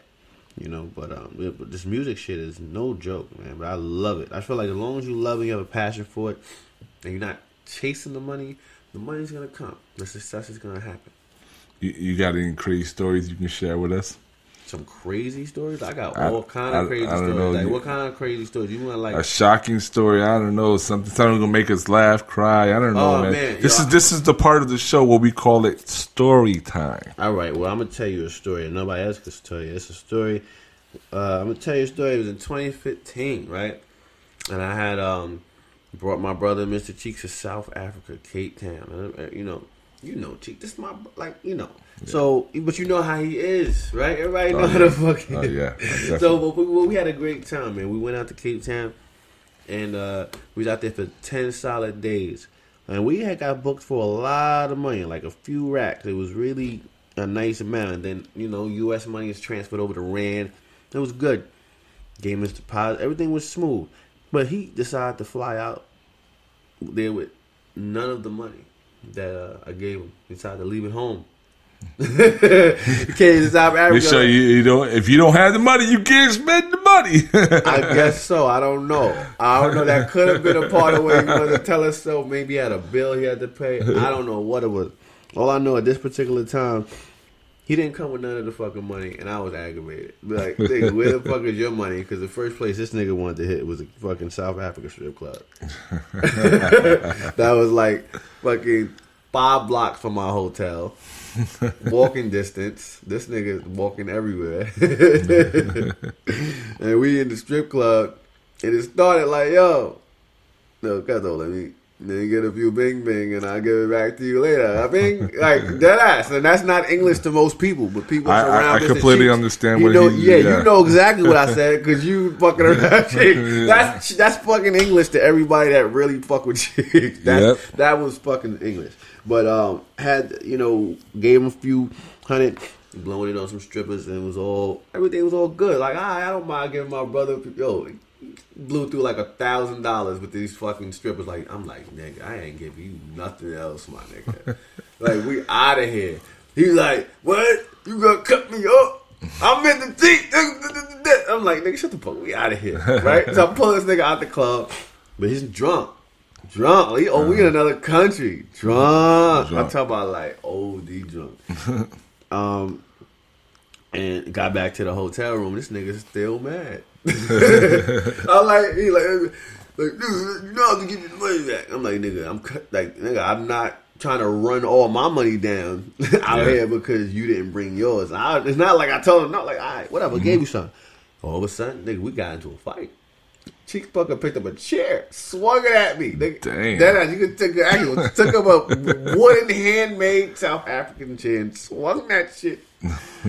Niggas don't know I had done martial arts for like fucking 18 years. I'm actually like a black belt, a Shotokan. And I actually kicked the chair and broke the fucking chair. Then Cheeks fucking decided he wanted to get like physical with his on, and we started fucking scrapping and got into like a tussle, and I'm holding him in a headlock, and he's like, let me fucking go, and had other people like, this was a real like, and damn. It was crazy. Then we let each other go, and then, you know, next day we just chilling, brothers, and he's like, fuck that shit, you know how I am. And that was just some real shit. Like, nigga, we really was like wrestling. Like, you swung a chair at me, my nigga. I kicked it and broke it like we was in fucking Street Fighter, and you think that was okay the next day. Like, we good. That's nothing. But that's my brother. Since then, we've done so much. You feel me? But you can't do that with every fucking body. Like, nigga, someone can chair at me. Fuck that nigga. Like, nah. I know. That's my fucking nigga. But yeah, that was a little story time right there, 2015 South Africa with my brother Cheeks. You know, a little something. Yeah. Well, I'll tell you one positive story about him drunk and all. We were in Oxygen in Miami a couple years ago. Mm-hmm. And the promoters like, come through, I got the first 2 bottles on us. So boom. He telling me ahead of time, he's like, we gonna drink, you don't drink, so, keep the eye open, I'm like, yeah, I got you. So they bring out the first 2 bottles and shit, and then so Cheeks like, all right, you know what? I'll order 2 more bottles. We having a good time. So it was 4 bottles in total. Mm-hmm. Then it came with that check. That check charged him for all 4 bottles. Cheeks is like this, all drunk, right? And then he saw the receipt. He's like, my man, come here. What the fuck is this shit? Like, he sober up real quick when the bill came. Real quick. Like, you ain't gonna hustle me and shit like that. And then he was like, no, and they trying to like, okay, no, you don't know. We gave you the 2 bottles. You end up ordering 4 more and all. And then he calls me over like, this is the sober guy. Mm-hmm. Tell me how many bottles I said, nah, man, you bought the first 2. I'm watching everything. I took the pictures. Boom, boom, boom. Mm-hmm. And then, they froze up. They end up comping the other 2 bottles that Cheeks was going to buy because they try to hustle someone, not Cheeks, but just someone who was drunk. Mm-hmm. So anyone in the club, just a heads up, when you're drinking, be aware or have someone around you to make sure, because they will con you. These clubs. It's a fact. I know that. I used to date bartend. They tell me all the time. They be shade. They be doing some grimy shit, yo. They always do the grimy shit. So especially if they think you slipping. Yeah. You been. You said you performed in Africa. Where else have you performed? In Germany, Amsterdam, London. I've been blessed to travel lately. It's all different kind of venues and different kind of people, and it's just I think the most exciting place I performed was Germany, just because I feel like Germany just has a significant history, obviously. But you just see the love that they give artists out there, and what I've received and I see other people, it's just amazing. Yeah, I heard they show love in the hip hop culture out there. They fucking love hip hop. Like, hip hop is like their second language. So I know if you go out there and you ask them, yo, man, what's the top 5? I'm sure they have they top 5 artists they love. How about you? What's your top 5? Hell yeah, everybody got their top 5, right? My top 5 are gonna be pretty. I'm Brooklyn, so Biggie got me on number top. Yeah. That's number 1. I like Tupac as one of the best storytellers I've ever, heard. You can listen to him telling stories forever. I give him number 2. I put Jay at number 3 because he is the greatest rapper not just rapper, but businessman in hip hop. I think he's the greatest businessman in hip hop ever. Fuck with the greatest rapper. Like, that should be the title you're going with. The greatest businessman in hip hop ever. Like, nobody's ever structured it different. Yeah, nobody that's and his rap, always exhibited that he was doing that. Like, he would always talk about doing deals and big talk. Language that was just beyond the average floss that motherfucker was He said it rap. from the beginning. I'm not a rapper. I'm a hustler. Just so happens I know how to rap. It's a fact, And then after that 3, I would put. Then we gotta go to some guys that's still alive. Like, I would put J. Cole right after that. Yeah. That's a big J. one. Cole is like, he's never let me down. Like, I can listen to even he could hop on a record with one of these trash niggas you don't like, and his verse gonna be so phenomenal that you'll just want to play his part. Yeah. Real shit. I'm telling you, that's how good he is. Yeah, I definitely agree with that. And he became an artist. Like, when Nas got an album coming out, I can't wait. When Jay-Z coming out, I can't wait. He became one of those artists for me where it's like, oh, J. Cole coming out, I can't wait. Because it's an album that I can sit there and just play and just enjoy. That's a fact. Yeah. And I would say, I don't know, number 5 is very hard because, shit. I don't, there's so many type of artists that I like, and you're like, damn, that's the last one. You gotta just go with shit. I don't know. Obviously right now everybody fucking love Drake and shit like that. I guess I'll put Drake at 5. Right. You can't really argue with Drake. Some people might think Drake number 1 in their mind, but I just feel like Drake is has been pretty undeniable with rap for over a decade now. Yeah, it definitely is. And regardless of how anybody view him, like, he definitely has consistently made hits for over a decade. Like, you don't have to like him, but do you hear that shit? But what is it? That's the $1 million question that people always want to know. Like, what is it about Drake that he got good music and all, but some people just find like something about him bothers people? Well, it's not about something. It's that we know that now he's Drake and he's this Drake guy, but when he first came out, he wasn't authentic. He was Wheelchair Jimmy. He was a fucking half Jew, half black that they were trying to. That some people probably looked at like, oh, they dislike him and put money behind him because he can say nigga and he's a Jew. That's not. We've never had that. It's all different things that make people question and go, I wonder. And then Drake is corny. You know, like his actual personality, like too pretty. I don't even think it's pretty, just corny. Like he rap with like this hard shit, and then he's like, "Hey guys, I'm Drake," and it's like, who is that?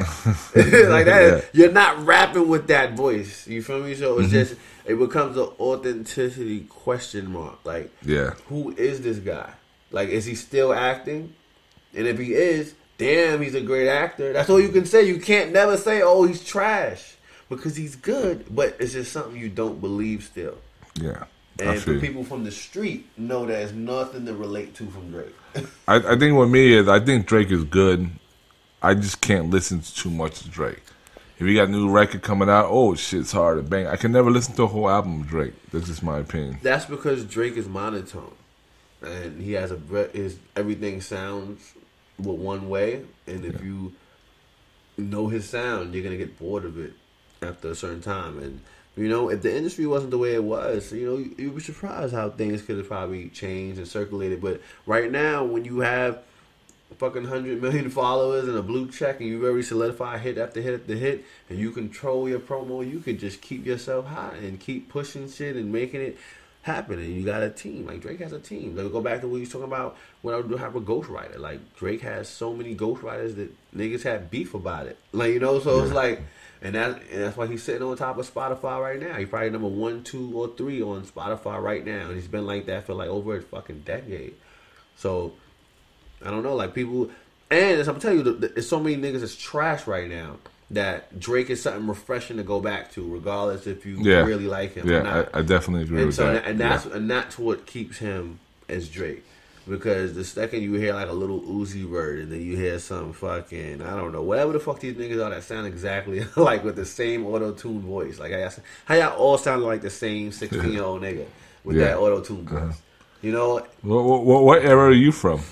Shit, I grew up like I was born in the '80s, man. So I was raised on that classic love shit from the '80s, along with the hard hip hop from the '90s, but all the way down to the new shit now. Like I'm mad they took Pop Smoke from us. I play Pop Smoke all fucking day like that. Like that's a new sound that nobody could fuck with. Yeah. You know, that fucking deep ass voice and he flowing that. You know, like that's where hip hop. You know, I think he definitely held it down for Brooklyn before they took him out of here. Well, here's a question I love to ask everybody I interview, especially in the hip hop world. If you were trapped in a deserted island, they got another good question, and you can only take 1, 2, 3 albums with you, what are those 3 albums you're taking with you? Oh shit! This thing said 2, 3. Yeah, 3 albums you can take with you. 3 albums. For one, I would take. Shit, damn, that's a hard question. You can't be doing that to somebody. So. I do it to everybody I interview. Well, I would take "Ready to Die" from Biggie. Okay. I would bring my LB fam in "Legal Drug Money." I would bring that in there, and then third joint, it would be I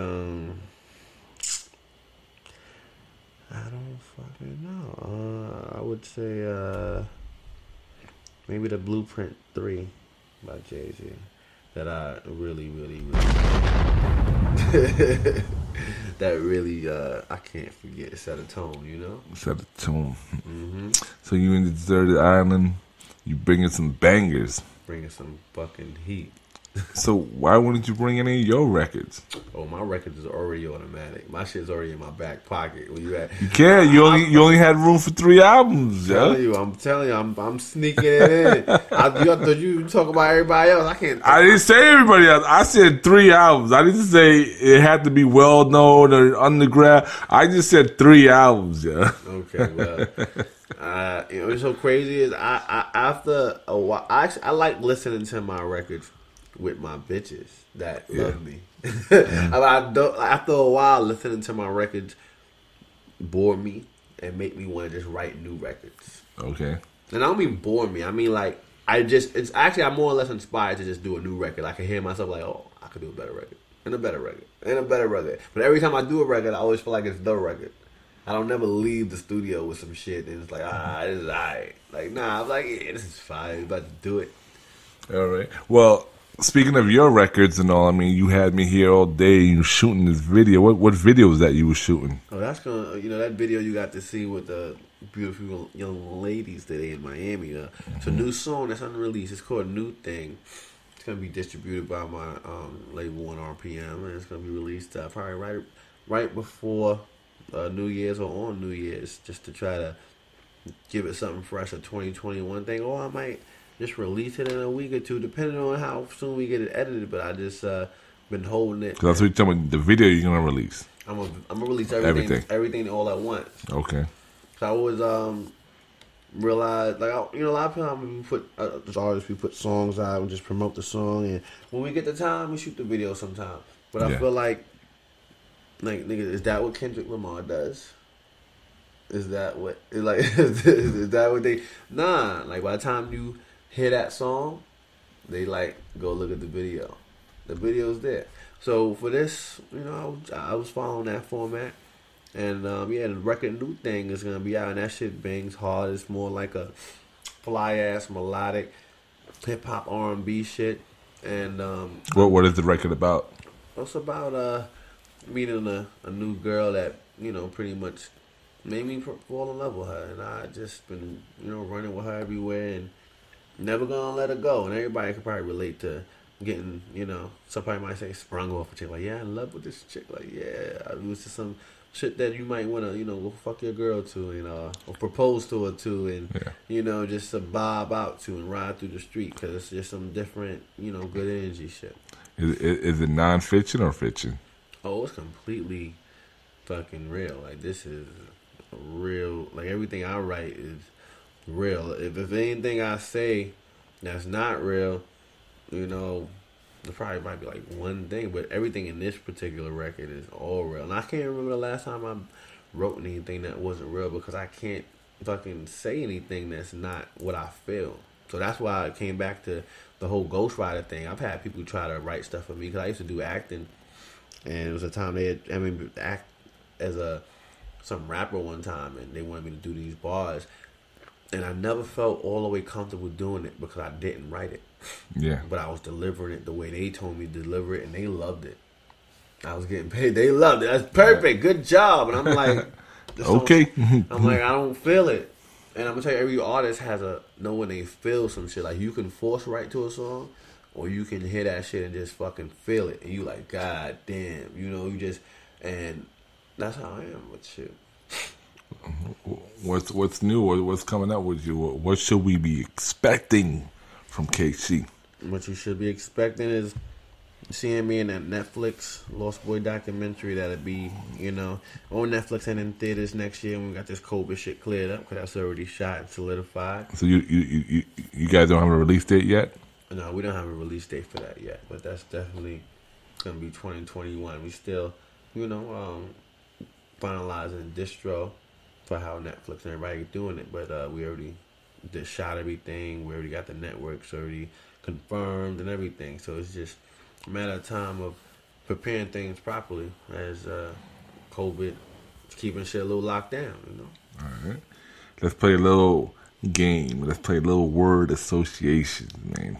You ready for that? You hear that? Okay, how that game go? I'm going to say a word. You think of the first thing that comes to mind. All right, let's go. Evolve.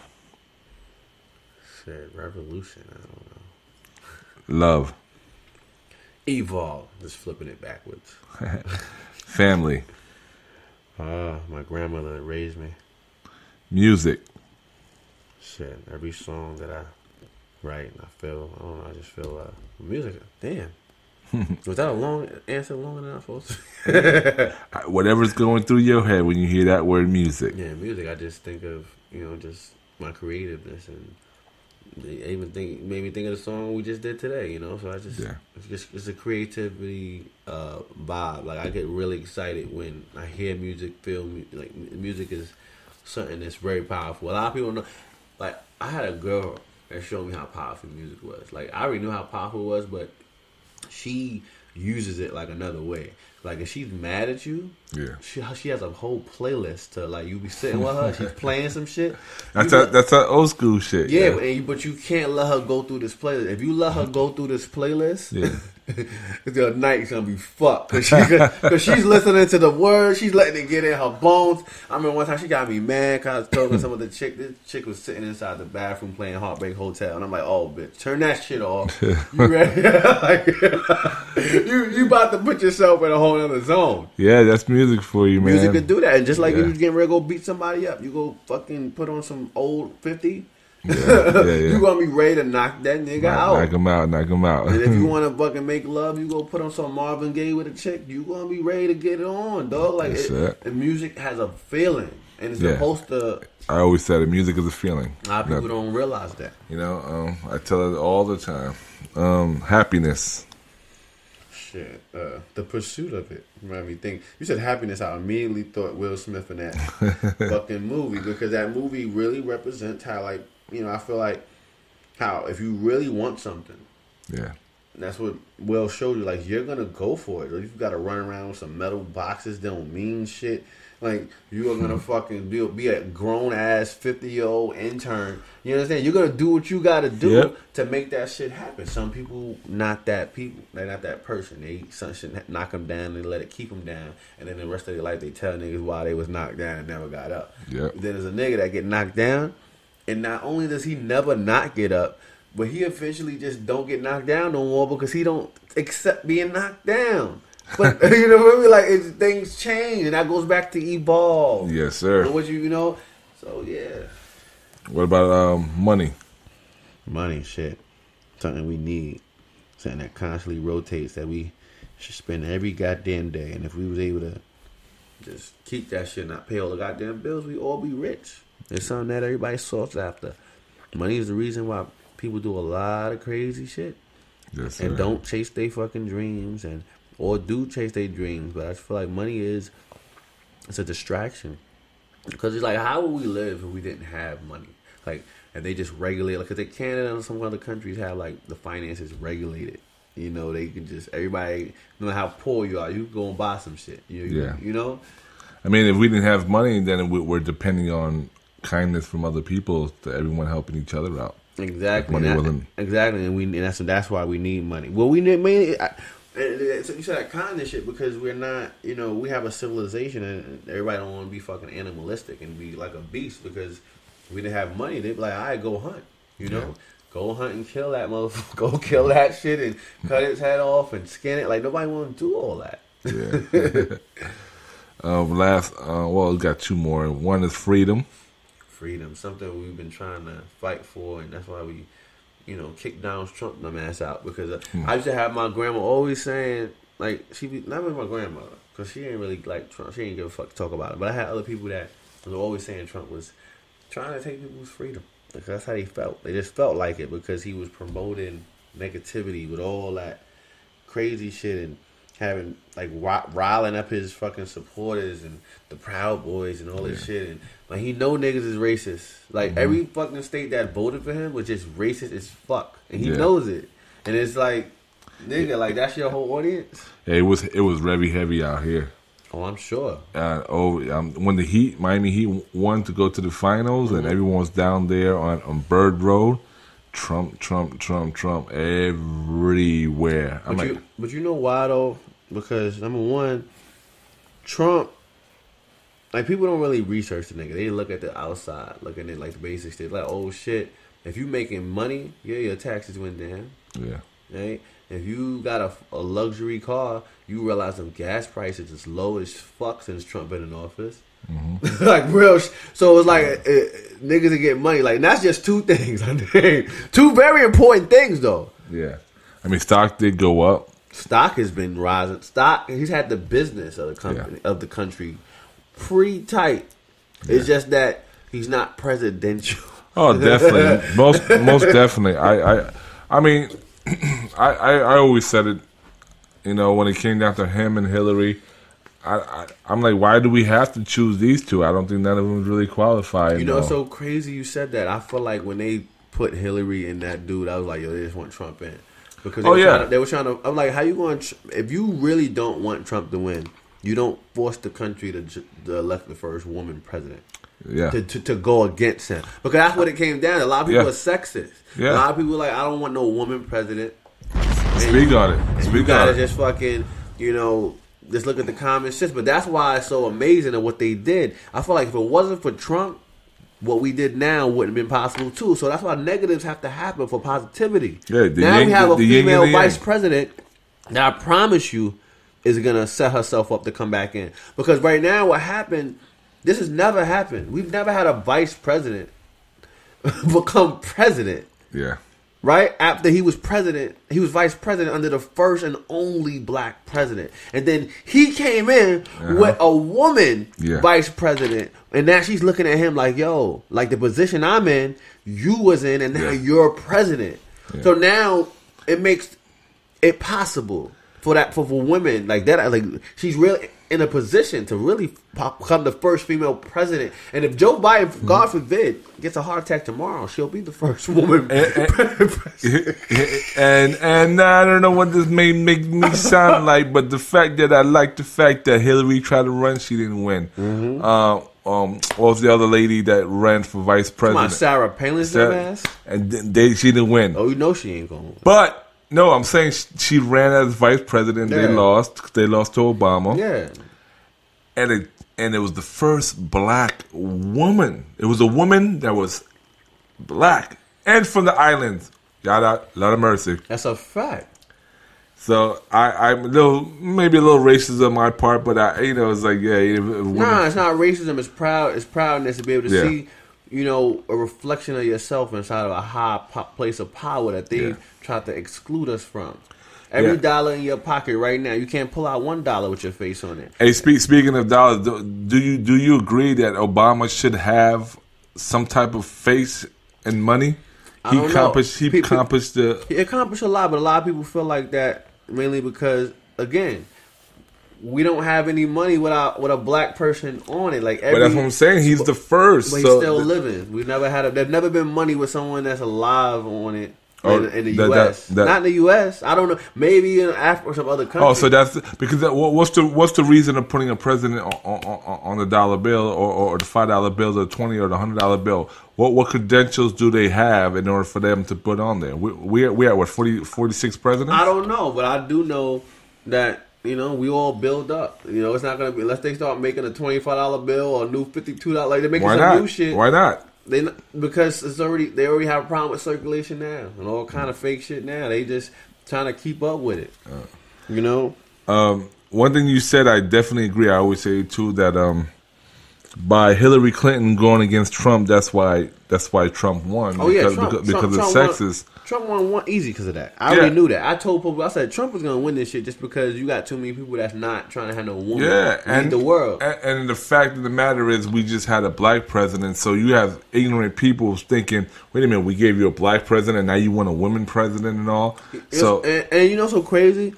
It's a lot of ways to look at that shit too, because to this day there are a lot of countries around the world that still keep women below the men. Yeah, and I mean, by Trump even being president showed you that there are a lot of people still in that world. Exactly. So that's why I'm telling you, a lot of people looked at Hillary Clinton and was like, "Yo, how's she gonna negotiate with the leader of a nation that don't respect women?" Yeah. You understand? Like how does she do that? Where does that leave the U.S.? Yeah.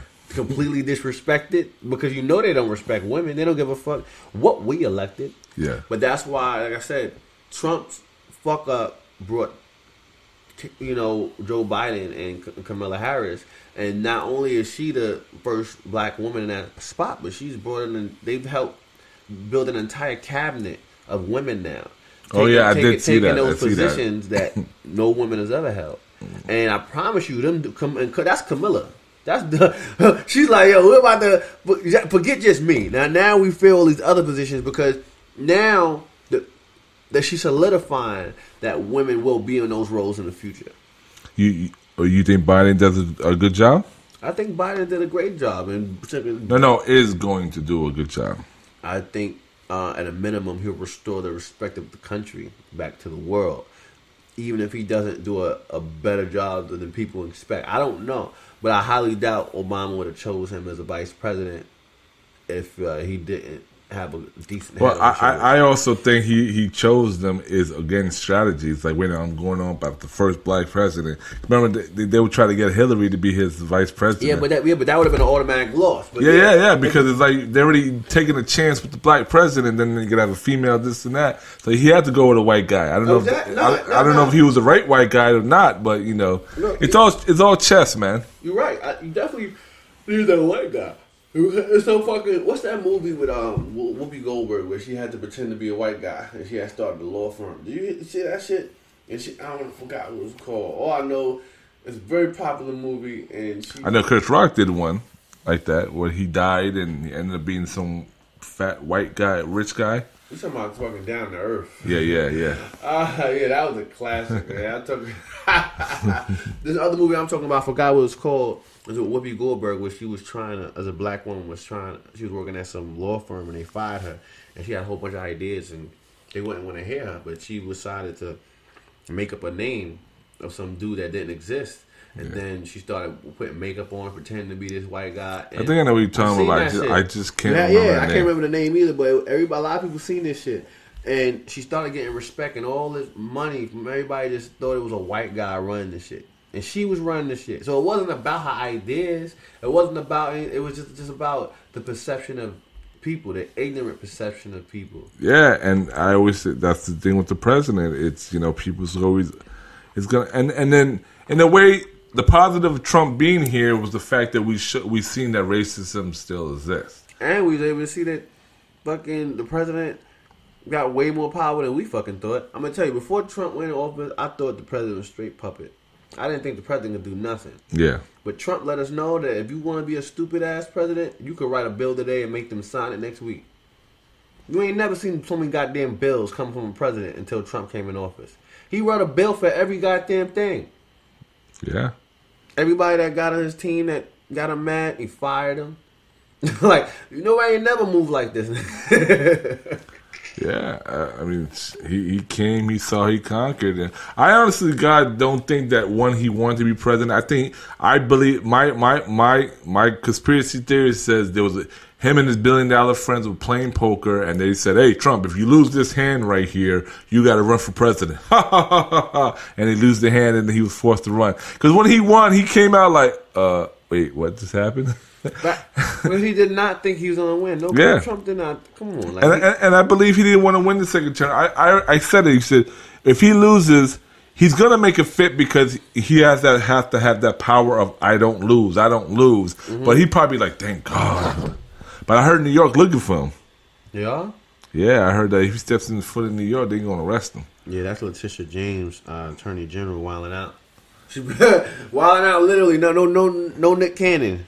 But yeah, she got charges on this motherfucker waiting for him. So that's another thing. Like, I highly doubt he didn't want to be reelected. That's probably the only thing, because he need to be protected and shit like that. But I don't know. I heard some funny shit. I don't know what niggas gonna do, because you seen Trump already pardon his former lawyer and all that. Oh yeah, a lot of people see that. Somebody told me, they said, they said some documents, and it was like, they don't know what's gonna happen, but they think Trump might try to do some funny shit. Trump, they're like, what type of funny thing? They're like, what if Trump a week before the inauguration decided to resign, and if he resigned, fucking Mike Pence becomes the 46th president for a week.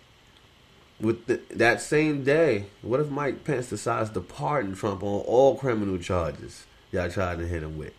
Then that's over. Damn. It's the end. And then 4 days later, we still got Joe Biden as president, but now he'll be 47, not even 46, because they did some funny shit that legally couldn't be prevented if they did it. He could resign at any moment. He could resign right now, and Biden and fucking Mike Pence will be the president until Biden come in. And people don't understand that. He can't pardon himself. Oh, wow. You can't pardon yourself, but if you step back, if you think about, if you was Trump, yeah, why wouldn't you do that?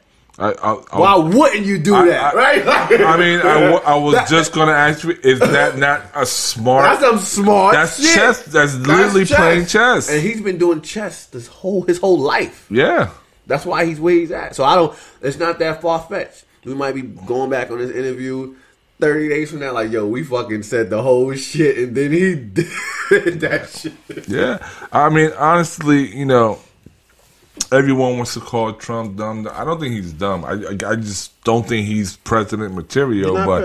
But he's been a success, even though people say he's a bad this, bad that. But as long as you know him, he's been a success, yo. As long as you can imagine. Exactly. Like back when fucking the Fresh Prince, man, they fucking shouting out Donald Trump, bringing him in scenes like way before this dude was ever president. Yeah. He's always had Trump Towers this, Trump Tower that. And he's always, but a lot of people try to discredit shit just because, number one, he's always been an outspoken asshole. Oh, yeah, definitely. He's never been a nice guy. You feel me? So people always felt they way about him, and he's always been a shark when it comes to that business shit. And, the way he started wasn't like how most of us start. Like, how you hustle, you do what you do. Mm-hmm. Imagine if you started off with a mere small investment of $1 million from your father. Like he acts like it's like my father just started me off with $1 million. But wasn't it like $2 million or something like that? I think it was $2 million. Yeah. I had initially heard $1 million, but I wasn't able to confirm $2 million. I just know that even if it was just $1 million, even if it was $500,000, nobody starts off like that. You know what I'm saying? That's like, if you start off like that and fuck up, because you just extra dumb. Nigga gave you $1 million and stuff. So, but Trump started with $1 million and turned that shit to billions. So you have to respect that. But the way he did it, a lot of niggas feel some way because they're not in that tax bracket to understand shit that he understands. Yeah, my thing is, I don't care how you got there. It's all about how you maintain it. I mean, he can't help it that his dad was born rich. That's the real shit. Maintenance is the number one fucking thing. You know what I mean? Niggas had some shit before COVID and don't have it right now. Yeah. Like, I got all my shit, nigga. I'm actually acquiring new shit. You feel me? Some people have lost all their shit. They, and I'm just not that. I've been blessed to be able to make everything happen. So here's a question for you. Why are you blessed? I'm blessed because I feel like, you know, I don't want to sound cocky, but I feel like I have some kind of like divine right. And like, damn, this nigga think he got divine right. But I really feel like it's a spiritual, strong energy that's already told me a long time ago I was going to be great. And I give God the credit for everything I do. I mean, even you saw today, there's all great people that God allowed to be in the circle, even including yourself, with, you know, and nothing could happen on its own, you know. And same way little things go wrong in life, things could go all the way wrong. Shit can get fucked up. You know, we flew out here, man. Our plane could have not made it, man. Yeah. So I just be blessed for the little things. And I know that just being here right now, I'm blessed, man. There's people that ain't wake up. There's people that dying right this second. You know, so as long as I'm here and I'm able to keep doing what I love and extend that to other people and help uplift them and, you know, pass that shit around, like, I know I'm blessed because I can pass blessings around and still consistently receive blessings regularly. So it's like, yeah, I have to be fucking blessed, or it's just a bunch of blessings chasing me. Yeah. Which wouldn't make sense. Yeah, I feel you. So tell the people where they can find you. You can find me online. Hit the verified IG at KC Chrysler. K-C-Y Chrysler, like the car. If you can't spell Chrysler, I do not want you to follow me because you're dumb. Go to KCChrysler.com and on all social media. You know, KC Chrysler, K Chrys. You know, I'm everywhere. Everything, everywhere. Everything, everywhere. Spotify, Apple, all that. And make sure y'all stay tuned for that new single, new thing dropping real soon before the end of the year. It's honestly like, it's a gem. It was a hidden gem, and like nobody had heard that shit before today, and everybody on set was vibing with it. And it's really just a completely unreleased joint. I'm just excited that I was even have you there repping with the one shot deal. You know, DJ 47. I need that fucking shirt too, man. Yo, you gotta let these niggas know. You see that fucking shirt this nigga got? Like, Jay-Z gonna try and copy you on that shit. That shit is. I'm trying to run for the 47th president. Probably, cause that shit is hard body. I'm gonna need me one of those shits. Yeah. Any last words of wisdom you want to leave our peoples? Last words of wisdom I tell motherfuckers: whatever it is in your heart, whatever you would be willing to do for free, and doing for 3-4 hours at a time, without your brain even reminding you that you need to eat. That's what you do. I don't give a fuck how left it go, because everything goes left. People be afraid to chase their passion because something went wrong, or a family member told them they're not supposed to do that, or they told them they need to get something that's more safe. Nah, that's what the fuck they did. They did some safe shit. Yeah. Everybody you see that you look up to, they didn't stay safe. Tyler Perry slept on a fucking bench before he became Tyler Perry. Yes, sir. A lot of people don't know that. Are you willing to do that? Probably not. And that's why you might not never be that person. But once you willing to do that and chase what you love, the possibilities are endless. So I just say, do what you love. Fuck the opinions of others. And show them niggas what you fucking working with. Christ. Yes, sir. And ladies and gentlemen, this man is talking about that because he's been grinding all day. All fucking day. I mean, I got there around 1:30, but he was doing his job way before 1:30 p.m. Facts. And it's now 2:25 a.m. 2:25 a.m. Battery still pumping. And we're still grinding on this piece. So, KC, man, it was a pleasure. It's a pleasure, man.